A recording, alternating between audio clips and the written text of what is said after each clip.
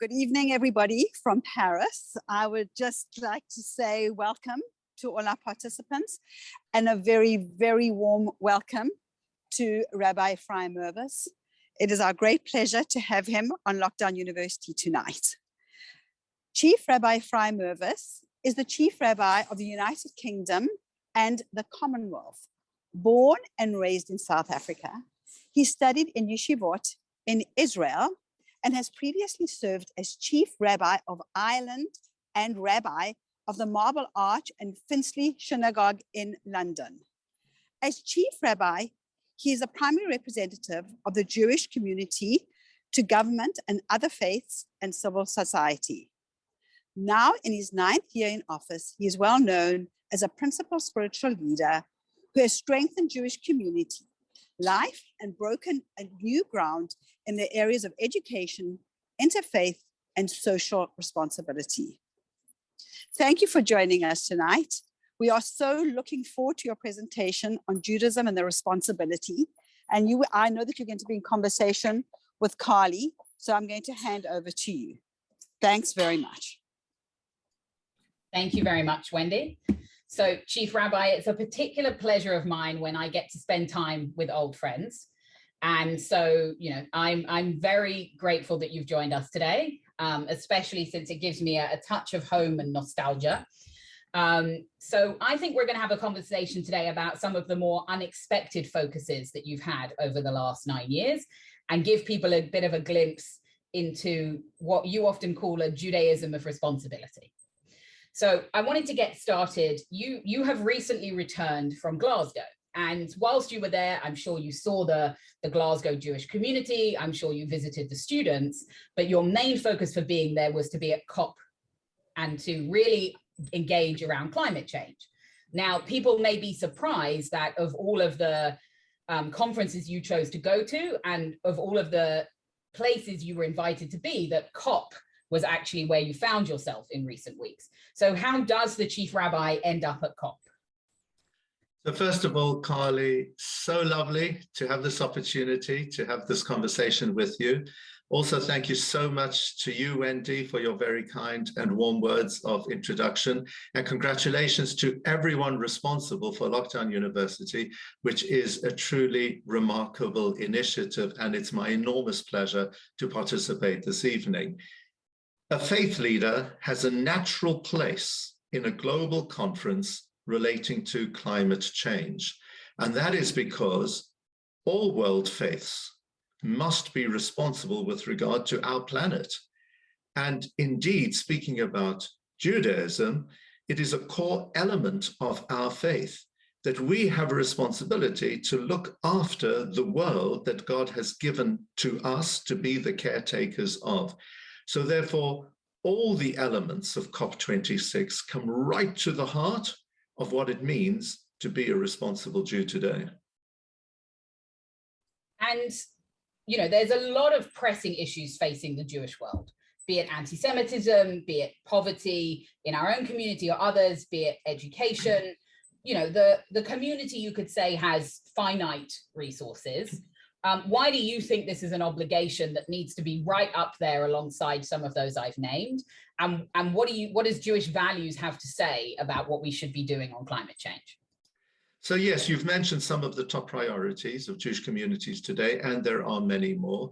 And our engagement at COP26 and our responsibility relating to the environment does not take the place of any other responsibility, but is in addition to them, and certainly must be a top priority for us. And faith leaders have a responsibility to lead the way. There is one verse in the Bible which tells us, Lashem ha'aretz umlo'ah. The earth belongs to God. And then there's another verse, Hashamayim shamayim Lashem va'aretz natan livnei adam. The heavens are the heavens of God, and the earth he has given to people. So how is it possible that on the one hand, the earth belongs to God, and on the other hand, he has given it to people? The only way to explain it is that God has empowered us to have the responsibility to be the guardians of his earth. And as the book of Genesis puts it, we were placed in this world to work within it, to show our initiative and our creativity, and at the same time, to look after it. And currently, what we're experiencing in terms of climate change, to a large degree, has been man-made. And we have a responsibility, not just to ourselves right now, and not just to people right across the globe, but actually to people in all future generations. And it's with this in mind, for example, that within our communities here in the UK, in January, we will be launching our special initiative relating to what we can practically do to participate in robust efforts with regard to climate change. And we're calling the initiative Dorot, which is the Hebrew word for generations, because we have that responsibility to our future generations. So what are some of the practical elements of the special initiative look like? Because to some people, they may think, okay, other than perhaps from the pulpit, how can rabbis or spiritual leaders make a meaningful impact in this space? So the analogy I would give is you're sitting, let's say, in an office environment, and suddenly the fire alarm goes. And 99.9% of fire alarms are false alarms. So you kind of just carry on working, and everybody carries on working. Who's going to jump up and rush out of the building? But let's say there is one person who jumps up and rushes out of the building at that time and says, come on, everybody, there's a fire alarm. We have to vacate the building. Everybody will just follow.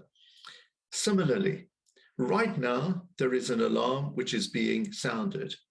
Unfortunately, for everyone on this planet, it's not a false alarm. Sadly, there are so many people who are ignoring it.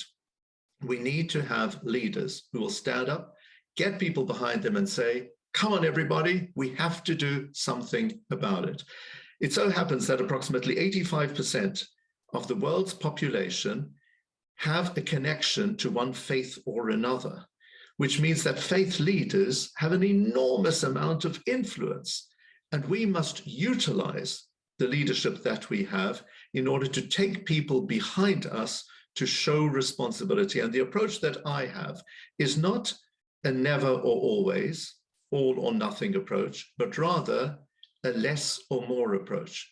So as opposed to me announcing that I'm going to be becoming vegan, and by the way, I have the highest regard for vegans, and I wish that I could have the courage to take that path. But what I'm saying is I'm having less meat, considerably less meat. Instead of saying I will never fly again, let's say we're going to fly less. Let's say we're going to use less plastic. We're going to use more plant-based materials. And whatever we can do, in whatever way we can, let us genuinely contribute as individuals, as families, as communities. And here we need to play to hearts and minds and also bricks and mortar.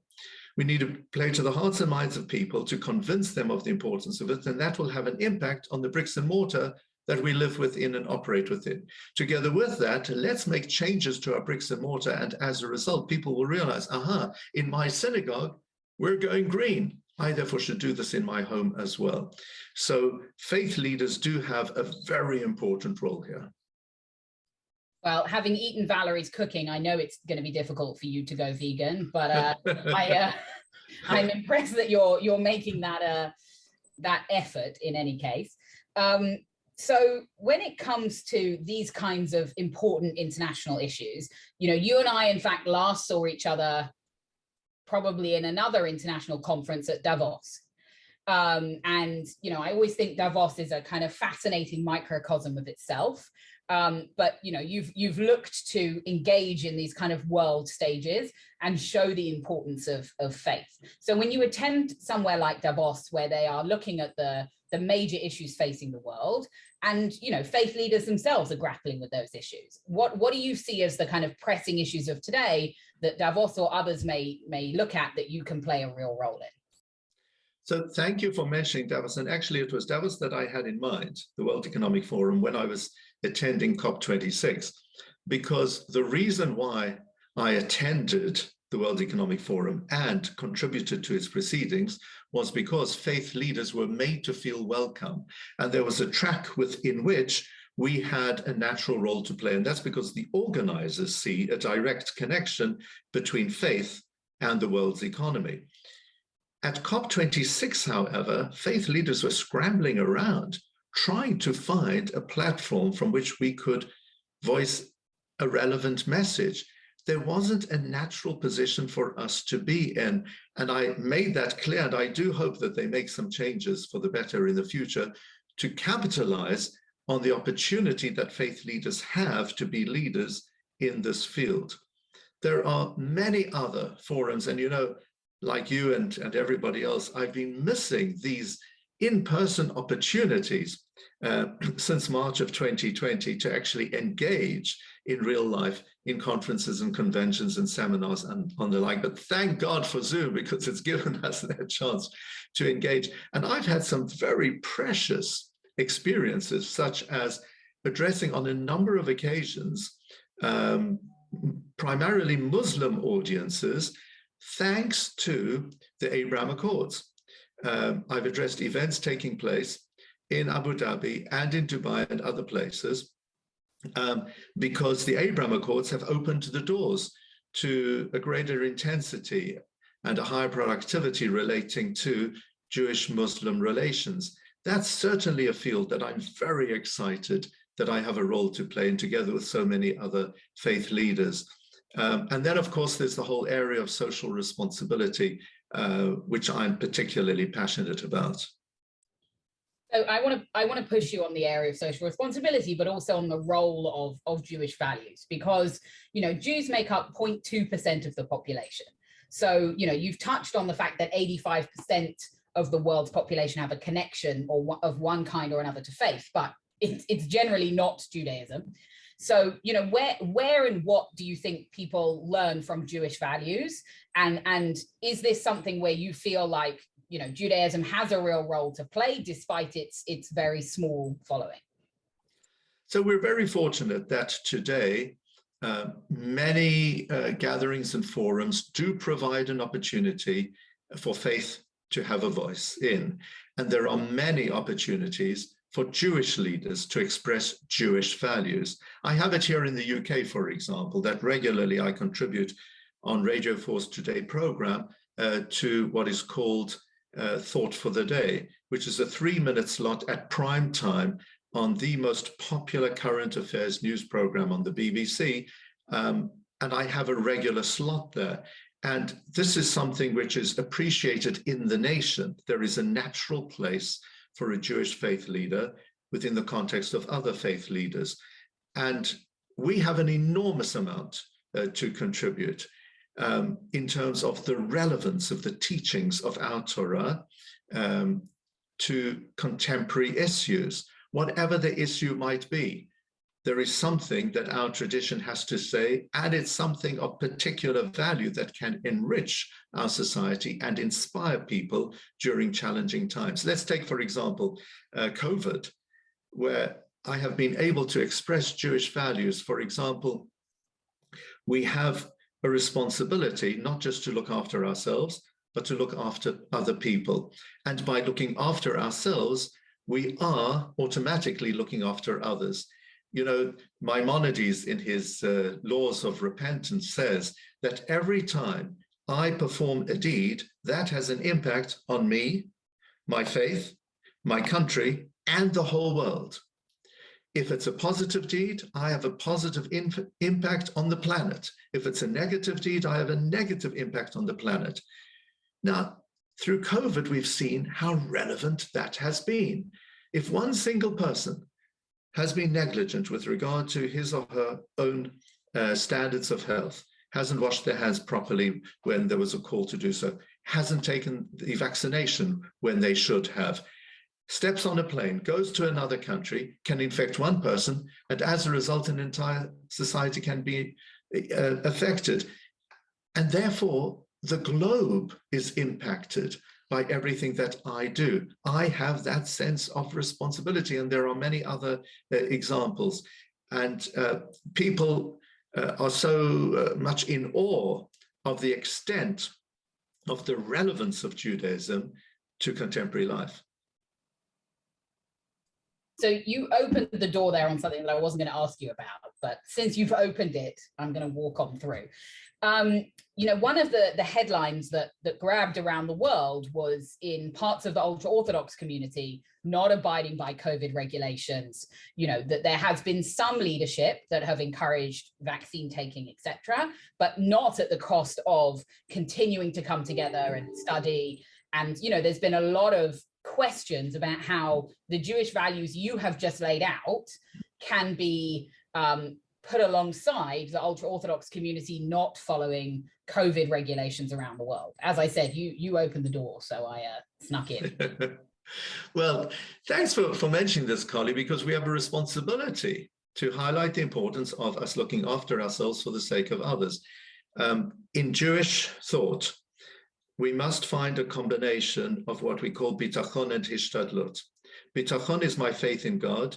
Hishtadlut is God's expectation that I will try my best as well. It's a partnership. The Talmud says, Ein somchin al hanes, you should never rely on miracles. So we turn to God in prayer, devoutly, asking for his intervention, but at the same time, God turns to us to be his partners and to be responsible.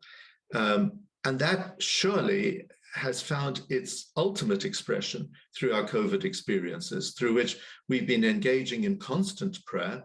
And at the same time, we recognize nothing's going to happen automatically. God is looking to us to play our role. And that means to look after us, our health, to be vaccinated. And by and large, the Jewish community has been responsible, and it has been exceptionally embarrassing when some small pockets within Judaism have not been so. And they're certainly not a credit to us. It's like the age-old Jewish joke with the man who's drowning and the rubber ring arrives and the boat arrives and the ladder arrives. And when the guy gets to heaven, he said, God, you didn't save me. And God said, I sent you a rubber ring, a boat, and a ladder. What more do you want from me? So I only hope that your words and others in your position can continue to help our community to follow that piece. And one of the other elements that the Kirsch Foundation has been very involved in is the vaccination campaign in Eswatini.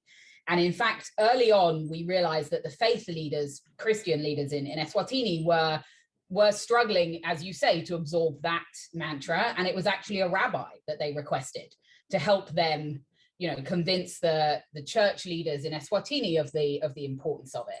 When you've spoken to other faith leaders, how have you found their receptiveness to these ideas of the importance of leaders really pushing their communities on some of the thornier issues such as COVID and vaccines? So we have an initiative here which we call Vaccinate. And I have been absolutely outspoken in passionately calling for everyone within our society to support the initiative. The initial idea was early on, as soon as the vaccinations became available, that in return for the gift from God for the vaccination that I would receive to save my life, because that's effectively what it is about, that I would donate a portion of vaccination for somebody in a part of the world where it's not accessible to them.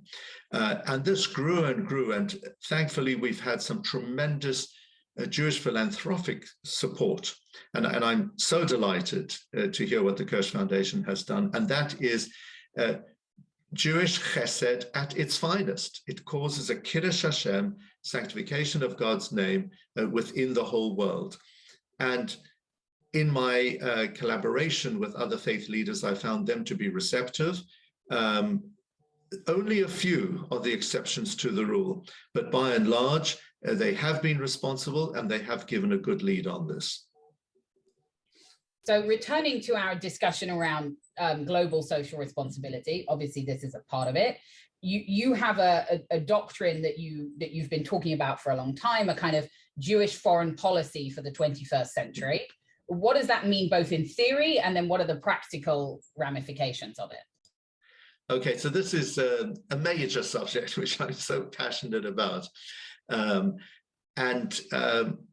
It all goes back to a debate in the Jerusalem Talmud.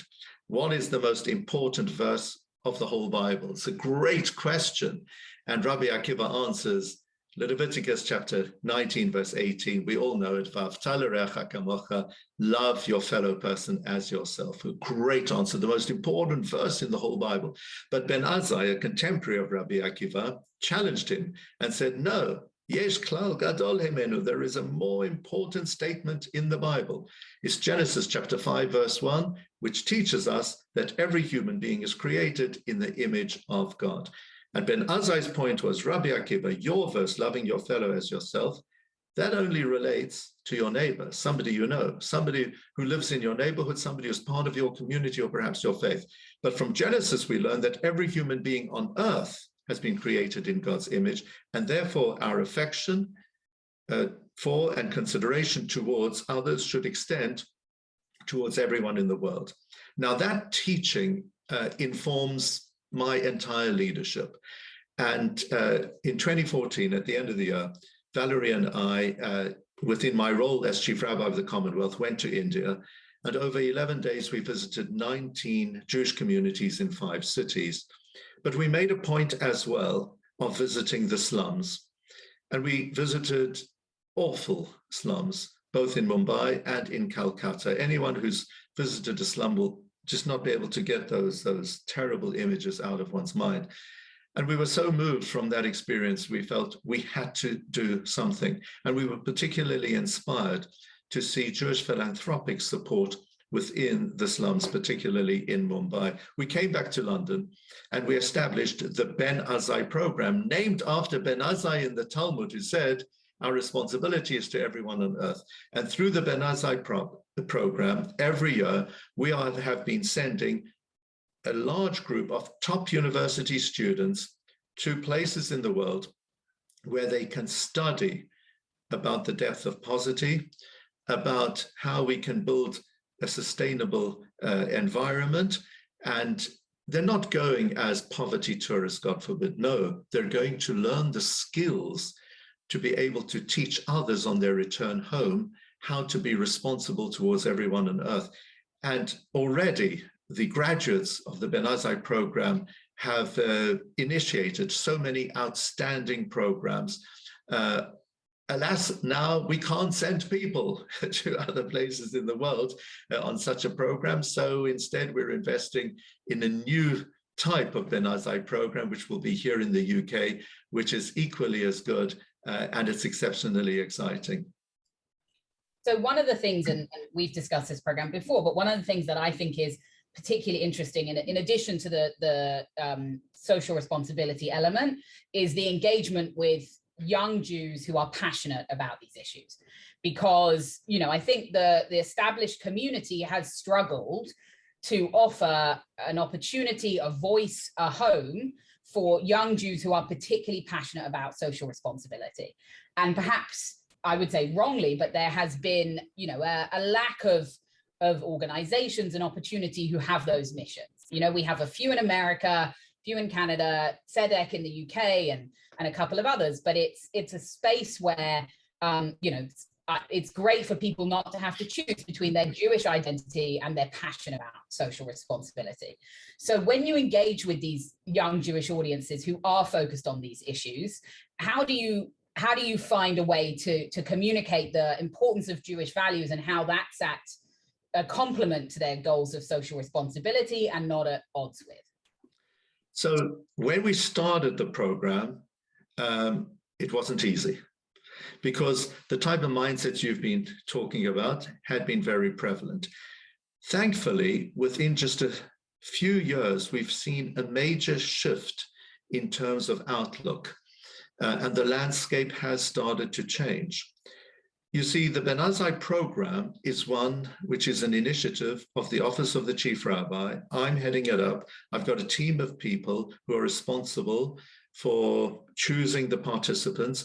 We have a rabbi and a rebbitzin who go out with the group to accompany them, to give them shiurim, lectures, to teach them about the connection of our social responsibility to sources in the Bible and in the Talmud, so that this is an expression of our religiosity. It comes right to the core of what Hashem expects us to do as good Jews.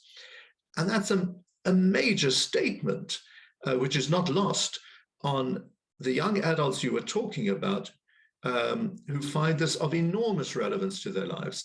And indeed, what I'm finding is that when I visit campuses around the country and I speak about these type of initiatives, people suddenly realize, wow, the Torah is relevant to us.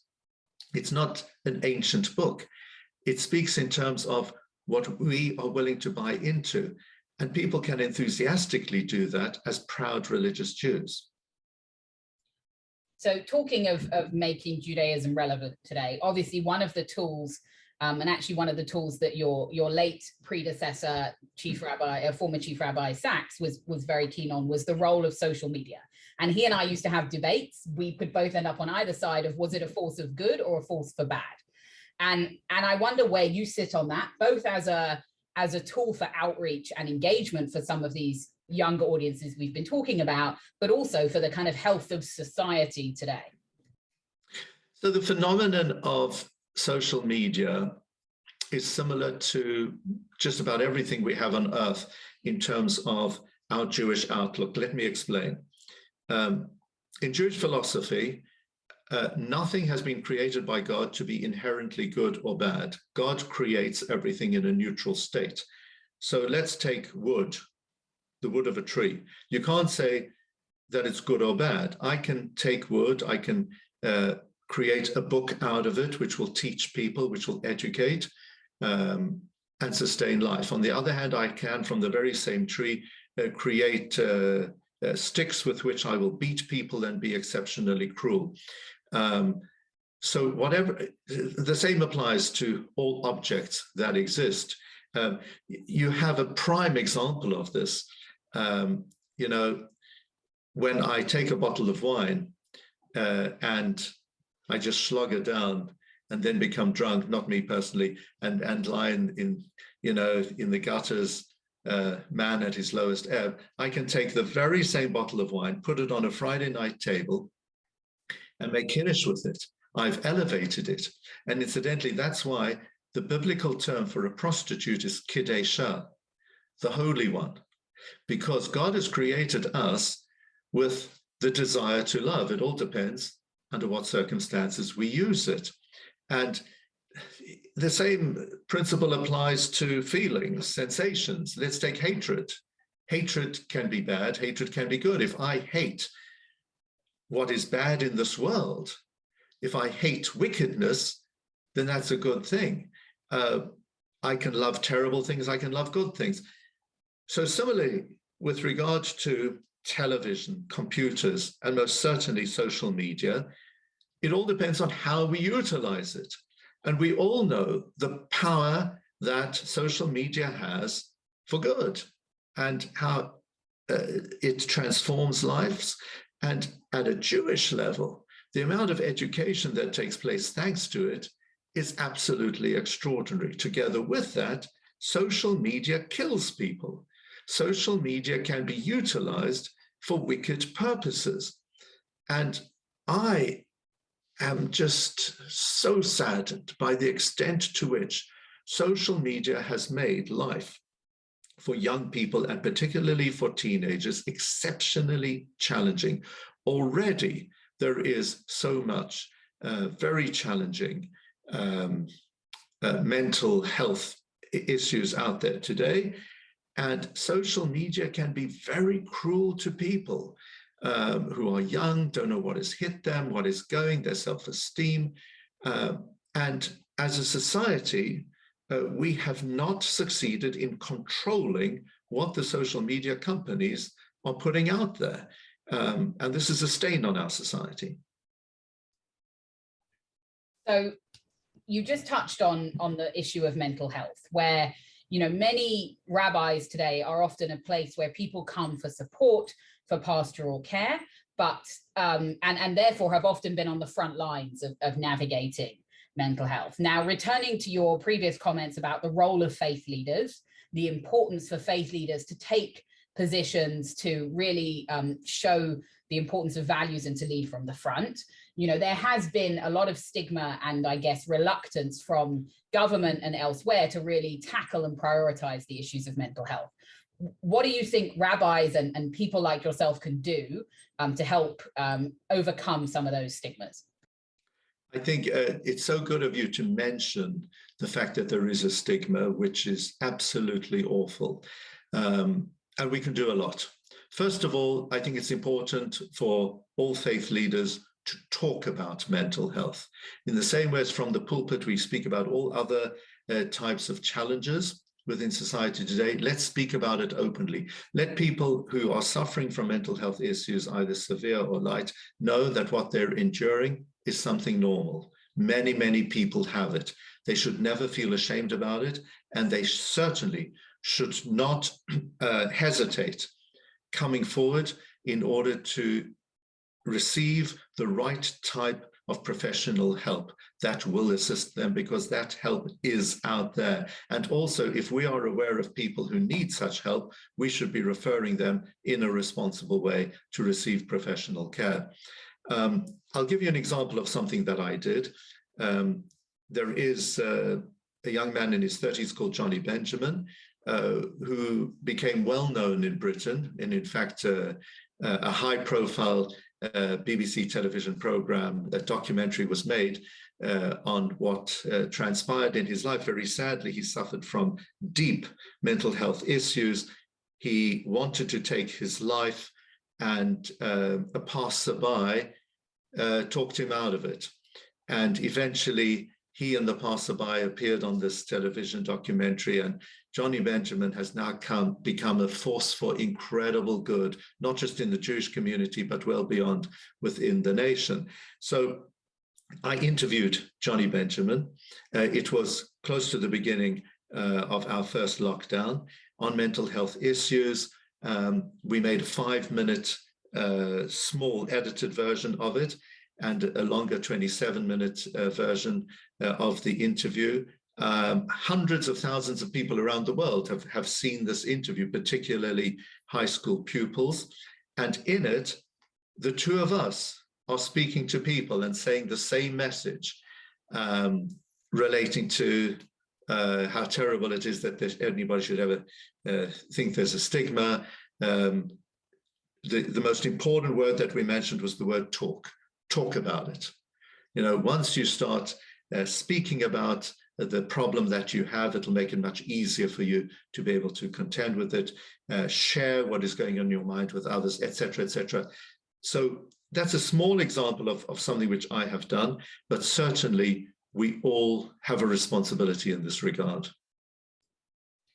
And you've named in the course of our conversation some of the fairly major challenges facing the world today.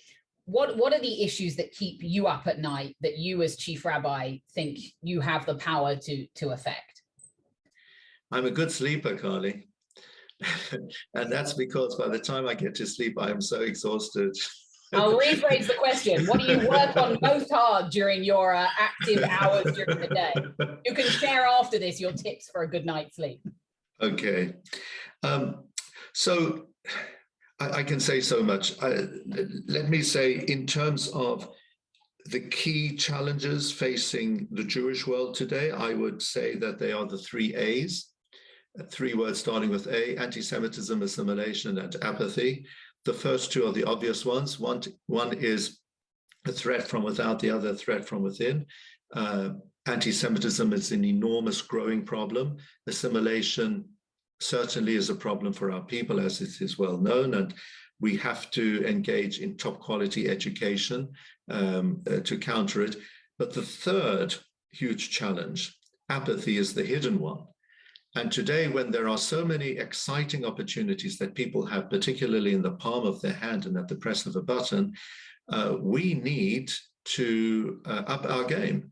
And we need to provide inspiration at the highest possible level. And the greatest news is that we have a product that sells itself. It's authored by none other than Almighty God. It is the Torah. And I'll give you an example. Shabbat, you know, given at Mount Sinai thousands of years ago, Shabbat is more relevant in our creative and sophisticated 21st century than it has ever been since it was given at Mount Sinai. All of our society needs a Shabbat, a digital detox day, a day when we can take a step back and cleanse our minds and have a fresh approach to the days ahead of us. So we need to counter apathy and recognize that it's there at all levels. There's a danger of Jewish observance becoming too mechanical. People need to experience the thrill, the joy, the spirituality of the Jewish religious experience. There's far too much of the JFK phenomenon that's just for Kiddush, when people are coming for the social aspect of it, which is hugely important, but are ignoring our connection to our roots and to our faith, which is the essence of what will guarantee our continuity. Together with that, let me mention just one other of many issues. It is the thinning out of the middle ground. We're seeing a society which is moving towards the extremes. We're seeing Judaism moving towards the extremes, either people who are totally apathetic and moving towards assimilation, or those who are becoming pretty extreme in terms of their interpretation of Judaism and expression of it. And I'm a champion of moderation. That's what Maimonides taught us. That's what our Torah is about. And we need to lead lives of moderation in a responsible way. And I'm troubled by the fact that that middle ground is thinning out. And it's one of my key objectives to strengthen that middle ground. Unfortunately, it's not just in the Jewish world that we are losing that middle ground. It's across every part of society. We've had Tony Blair as a guest on here previously, and he had spent a lot of time discussing that. How do you think not just yourself, but faith in general can play a role here, especially when, you know, there is also a movement, a secular movement against, you know, faith and its importance, and perhaps, you know, the how attractive or how, you know, sexy an idea faith is to younger audiences today? How do you think you can keep hold of the middle ground? So, as I mentioned before, let me speak about Judaism and not faith in general. Faith in general is complex. So let me speak about Judaism. That means you think Judaism is simple, but we'll... and yes, you know, I mentioned before that what God has created is neutral and can be used in all types of ways. Faith can be used and it can be abused. And one can sometimes see how faith can be used as a tool to torture and to sadden people. And that is the ultimate chilul Hashem, it's the desecration of God's name. But faith in its pure form is an enormous source for happiness, meaning, fun, and joy. And I think that is certainly something that people experience. You know, as a rabbi, there are so many ways through which I can hopefully get through to people. But my wife and I have found that the most important arena upon which we can enable people to appreciate the Yiddishkeit is our Shabbos table. It's not a formal lecture. It's not trying to prove anything scientifically.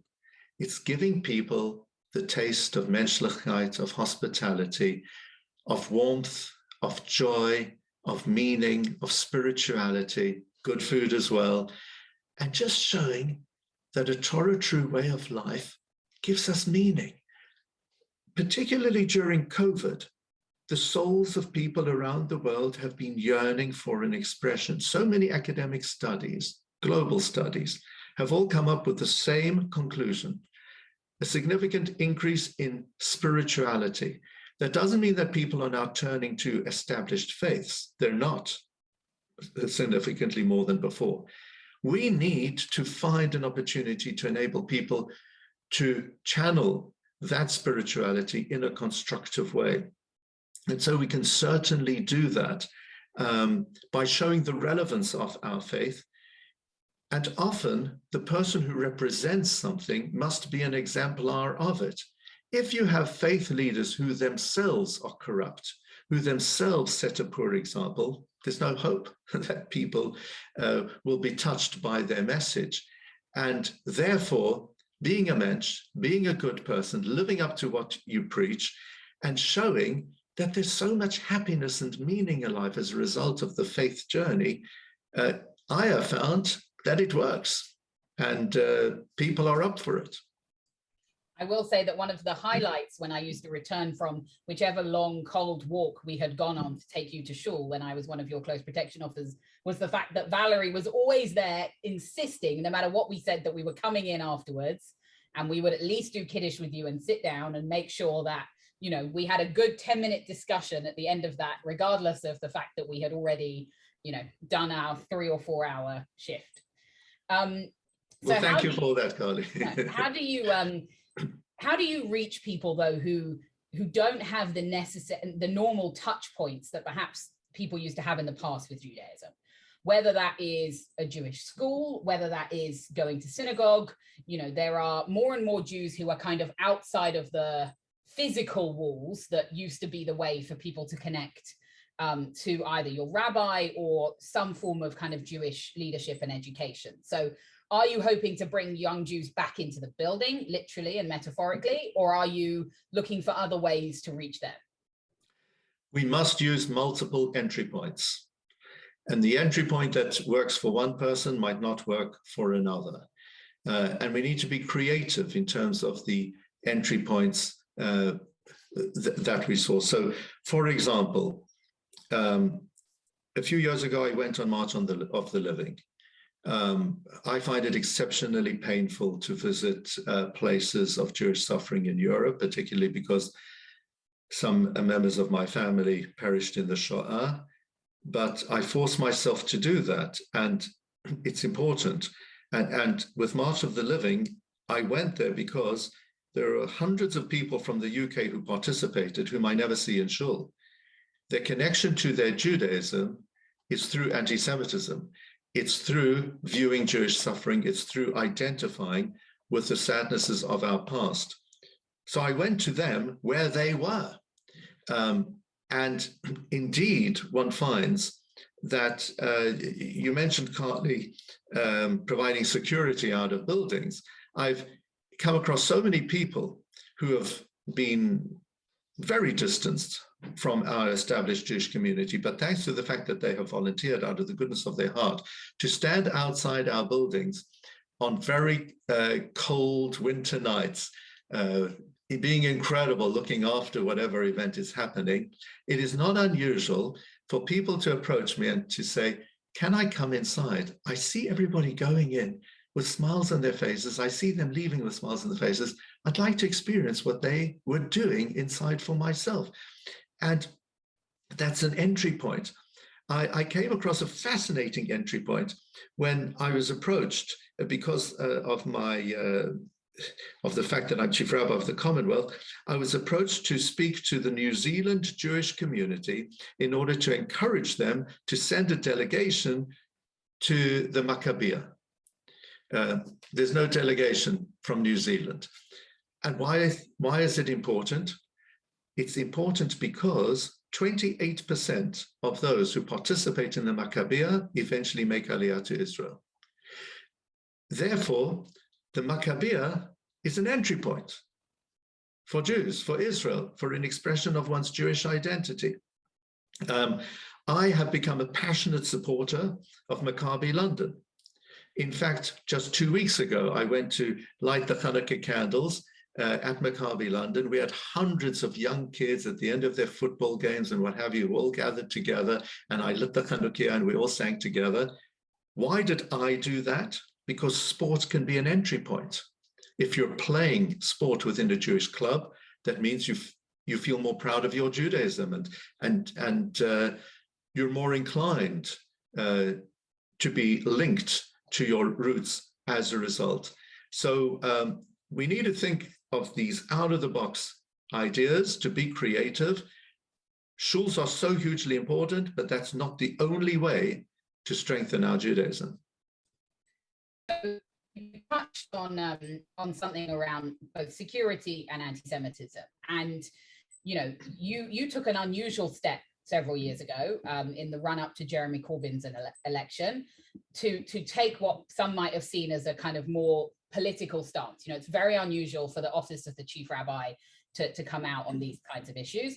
Now, you know, there was a well-covered concerning incident in the UK last week in Oxford Street, where, you know, a young group of Jewish kids were dancing outside a menorah in Oxford Street, and they were the victims of anti-Semitism. Now, that has been compounded by the, I'll be generous and call it inaccurate reporting of the BBC on it. And, you know, despite someone who grew up proudly in the Jewish community, and as you know, spent a long time standing outside on cold street corners defending the rights of Jews, but passionately so that British Jews could continue to enjoy.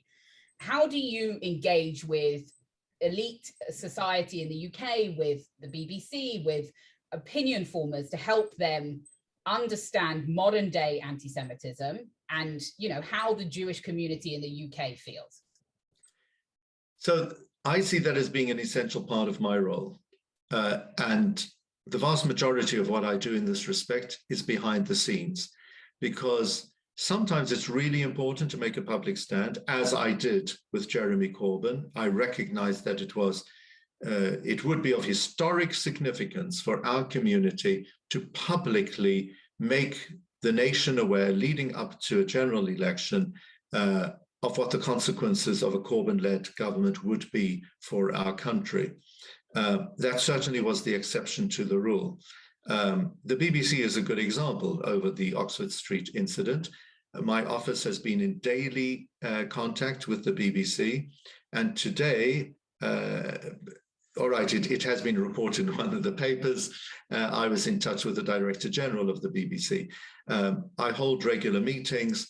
We are in touch, and we utilize home hospitality as well in order to forge close relationships, so that we have an ear, and people know that when I speak about something, I'm coming, hopefully they will see as a responsible representative of the Jewish community, a moderate voice that is seeking a solution rather than somebody trying to fan the flames. And it works, thankfully. And I feel so privileged that I'm living in a country where the voice of the Jewish community is recognized and is respected. So a lot of what I do is behind the scenes, and I find that works in a very significant way. And then there are occasions where we must stand up, our voice must be heard, and I don't hesitate from doing that when necessary. So, you know, I know there are several faith leaders in the UK who are considered, you know, the kind of key representatives, but who also come together a lot to look at interfaith values, about ways that you can kind of build partnerships and connections across communities. Where do you see the kind of high level interfaith interactions that you have with your colleagues alongside the kind of day-to-day practical ramifications? One of the things that, you know, really I thought was a highlight of this was Bushy Synagogue taking action right from the start with regards to Afghan refugees. And it was actually Bushy Synagogue kind of pulling in their local mosques as a way to say, you know, we have to be leaders on this. So how do you get your high level engagement to meet like reality on the ground? I think that's a great question. And it is an ongoing challenge for us. At the highest level, there is healthy engagement and often close friendships. Our challenge is to enable that friendship and that understanding to filter through down to grassroots level.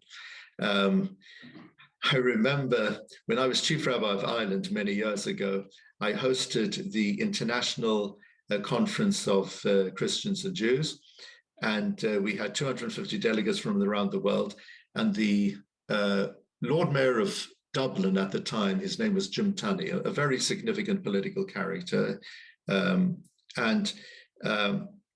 had an event in the Mansion House in Dublin, and the Lord Mayor stood up and he said to everybody, at your conference, you should dispense with all these speeches and lectures. Formalities are not what you need. In order to get better understanding between people of faiths, all you need is cheesecake. And if you want the explanation, ask the chief rabbi. Now, what was he referring to? so there is a tradition that on the first day in office, the Lord Mayor of Dublin pays 3 visits to the Cardinal, to the Protestant Archbishop, and to the Chief Rabbi. And before I became Chief Rabbi, the visit was always to the office of the Chief Rabbi. But Valerie and I changed that, and the Lord Mayor came to our home for afternoon tea. And so Jim Tunney arrived, and he was a member of the Dáil, the Irish Parliament at the time. And when he arrived, he said, I really must apologize to you. I'll only be able to be here for about 10 minutes. I'm waiting for a call for me to dash back to the Dáil for an important vote, and they need my vote. Okay, fair enough. Anyway, we were having the tea. Valerie had baked a beautiful large cheesecake, and Jim Tunney had piece after piece after piece. And somebody came in and said, sir, you're wanted at the Dáil. He said, just hold on a moment, please. I'd like to have another piece of cheesecake before I go. And the government nearly lost that vote because Jim Tunney was tucking into his cheesecake. And he always said afterwards, if you want to achieve togetherness and success between faiths, just be friends. Have some cheesecake. Appreciate that everybody is a human being to the extent that you are. Of course, in addition to that, we must have substance. And that's why I established what we call the In Good Faith program. The Archbishop of Canterbury and I are the creators and the heads of it. And it's a wonderful system. It's been going now for some 6 years. We have paired up rabbis and priests from throughout the UK who study together, who embark on initiatives together, and then we bring them all together for shared experiences. And what they are doing together is having a major impact on their communities. And I'll end with just one last anecdote. So sorry for dropping names. So I had a meeting with the Pope in the Vatican, and I prepared well, and we had a great conversation. And I came back, and the Shabbos afterwards, there was a man in Shul. I'd never seen him before in Shul. And he came up to me and he said, Chief Rabbi, I've come to Shul to tell you that today I spoke to my neighbor for the first time in 40 years. And I said, what do you mean? And what's it got to do with me? He said, well, I saw a photograph of you with the Pope in the newspaper. And if you can speak to the Pope, then I can speak to my Polish Catholic neighbor, whom I've always detested because of what the Catholics did to the Jews during the war. And he then said to me, I've been wrong. We need to find the ways to have friendship together. And he had this perception because the neighbor was Polish, Catholic, then whatever. And so the photo images are hugely important. We must be seen together. We must engage as much as possible. Let's have as much cheesecake as possible, but we also need substance. And let's not hide away from the tough issues of the day, including matters relating to Israel and friction surrounding that. Let's not ignore it. Let's share our thoughts about it in order that we can move together. And if we're not going to agree on everything, at least we will respect each other. So in one of our first encounters, you brought up to me how important the role of Israel is for you, that it's always been an incredibly key part of your identity. You have children there. It's something that you spend a lot of time in. And as you've just touched on, obviously in the role of chief rabbi, navigating Israel can be something that is difficult and something that hasn't always been kind of firmly in the chief rabbi's focus. But you were very clear very early on. How have you found navigating those difficult conversations, either at the senior interfaith level or just with your, everyday kind of, community member coming up to you? It is well known that I am passionate about Israel. I'm a passionate Zionist, and I proudly state that. At the same time, I'm not the Israeli ambassador. I'm a faith leader. I represent a faith within the UK. And therefore, it's up to representatives of the State of Israel to represent the position of Israel. There are certain occasions when it is important for the nation to know that Israel has the support of the Jewish community, such as when there are major conflicts in the Middle East. And on such occasions, I find the right way to express my support for the position that Israel has. I don't like the idea of Jewish leaders publicly criticizing Israel. We've got enough, enough trouble from our detractors from without. That doesn't mean to say that I don't open my mouth. Just to give you an example, during the past month and a half, I've met with President Herzog and Prime Minister Naftali Bennett and alternate Prime Minister Yair Lapid. When I have meetings with such leaders of Israel, I bring to them the voice of British Jewry, and sometimes concerns that I have, and also the congratulations that I might have. It's very important for those channels of communication to be open, and when it is carried out with respect and responsibility, one can actually achieve a huge amount. I'm proud to be a passionate supporter of the State of Israel in every possible way, but it shouldn't always be mixed up in a formal sense with the fact that I'm the faith leader of the Jewish people in the UK. Well, Chief Rabbi Mirvis, that has been an hour. I feel like we could have kept going for several more, but this was a really special opportunity for me and for you to join our lockdown community. You know, a lot of the issues that you touched on that the world has been craving is exactly why Wendy started this platform, and why the reception has been, you know, so amazing that it's given people a way to tap in to that need, even a form of spirituality that they are craving particularly now. So thank you very much. Wendy, I'm going to hand back over to you. Thank you very much. Thanks, Carly. Thank you very much, Rabbi, for that extremely thought-provoking presentation. You touched on so many issues, which, you know, I think about so often, and which I'd love to spend time chatting to you about it, namely, you know, mental health with the youth and social media. I think sport, I think education, we could start with education and reintroducing sport back into the schools. As you said, how important Maccabi games are to you. And, you know, it's all about community belonging, learning to play together. It's just so important, as is art and culture in the schools. And the other issues that you spoke about, finding, you know, there's good and bad in everything, you know, how we use our speech. You can speak, you know, in a positive way, you can speak in a negative way, you can lead with strength or with weakness. It's really, it's a matter of choice, because we're given all these incredible gifts. And so sitting around the table, building community, having Shabbat together, as you say, making people, being part of the community, feeling the love, really. So I can go on and on and on. And as for the cheesecake, well, in my family, Wendy's famous for her cheesecake. Yes, I'm famous for my cheesecake in the family, and yes, cheesecake really builds a lot of bridges. So I'm very happy to share my recipe, and I just want to say a very big thank you to you and to Carly for a really fantastic hour. Million thanks from all of us, from all our presenters. Well, may I just conclude by saying thank you so much, Carly, for that very lovely and memorable conversation. Thank you so much, Wendy, for hosting the event. Great. And congratulations to the Kirsch Foundation for everything that you're doing in such an extraordinary way. Thank you.